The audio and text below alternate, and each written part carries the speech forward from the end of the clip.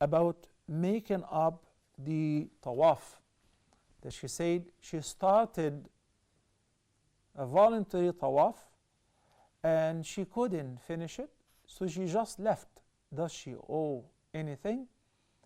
According to Imam Malik in the Muwatta, a Tawaaf, even the voluntary Tawaaf, should be 7 rounds, and if you start it, then you must complete it.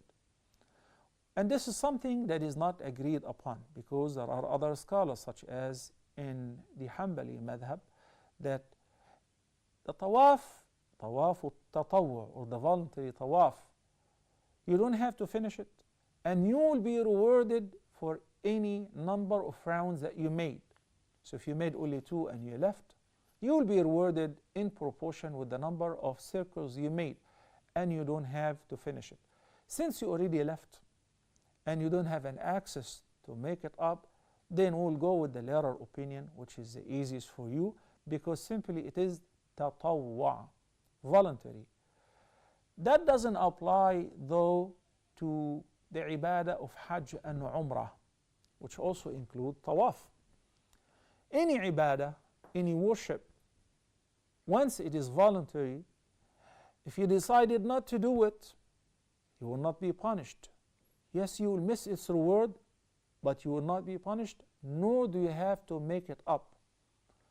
The only ibadah which once you start, once you commence into the intention of performing it, it becomes incumbent on you to complete it, to finish it up.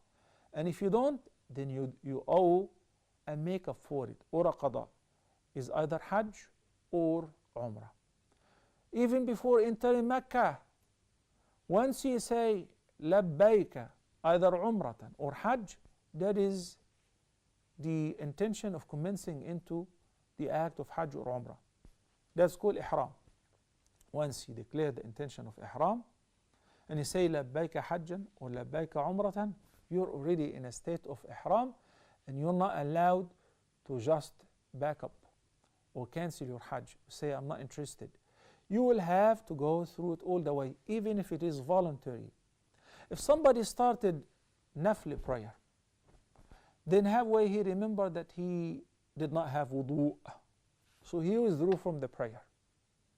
He's not required to make this prayer up. If he does it, that will be great, that will be appreciated, and he will be rewarded for it. But if he did not, he's not blameworthy. If somebody decided to give any charity, voluntary charity, and he put his hand in his pocket but he found no money, he doesn't have to, and he will be rewarded for his intention. If somebody said, labbayk Allahumma umratan, here I come to you, Allah, to perform Umrah, and he's in the plane, you must complete your Umrah. Allah the Almighty says, وَأَتِمُّ الْحَجَّ وَالْعُمْرَةَ لِلَّهِ, and complete the Hajj and the Umrah for the sake of Allah. So if somebody entered in Ihram and, God forbid, got sick, or was not able to, حَبَسَهُ حَابِس, he was prevented for a reason or another. But Alhamdulillah, this Hajj or this Umrah was not his first, it was the second or third times. Yani voluntary, because Al-Hajj is mandatory only once per lifetime.